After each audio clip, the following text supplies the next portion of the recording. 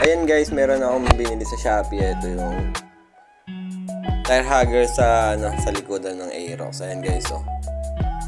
Kasi napasukan ng dumi yung makina natin. So ito yung mga tornilyo niya guys. So yan. So yan, kakabit na natin to guys. Ayan, baklasan na. So ako lang magkakabit para tago na. Yan. So kinalas ko na yung tambucho para makabit na natin. Yan. So kung makikita nyo, luma pa yung gulong natin dyan. Sentagal na natin nakubahanan to eh. Ngayon lang natin natapos. Yan, kamay na natin yung tornilyo dito sa may tambucho ba.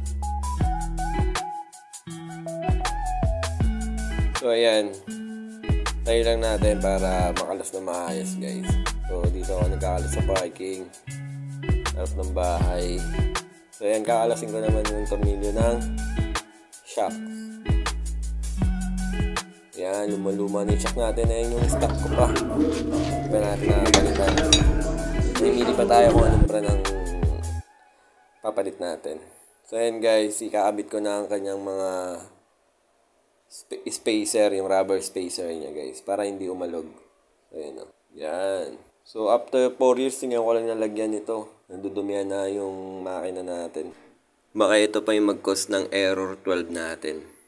Kasi after 4 years, wala pa, hindi pa siya hindi pa tayo nagloloko yung wiring dito. So ayan guys, sinasalpak na natin yung tapalodo sa likod. Ayan. So yun, after natin salpak, kabit na natin yung mga tornilyo ng shocks. So ayan, kabit ko na rin yung tambucho. Yan. Tayo lang mag-isa kumakalas, wala tayong helper ngayon eh. Kaya naman. Ayan. Oh, lalagyan ko lang ng langis. Yun.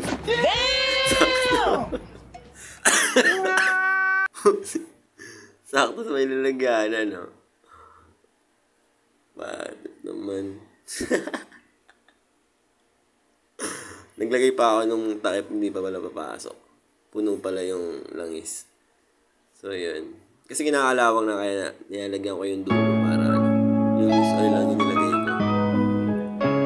So, yun, after nun, ito na guys.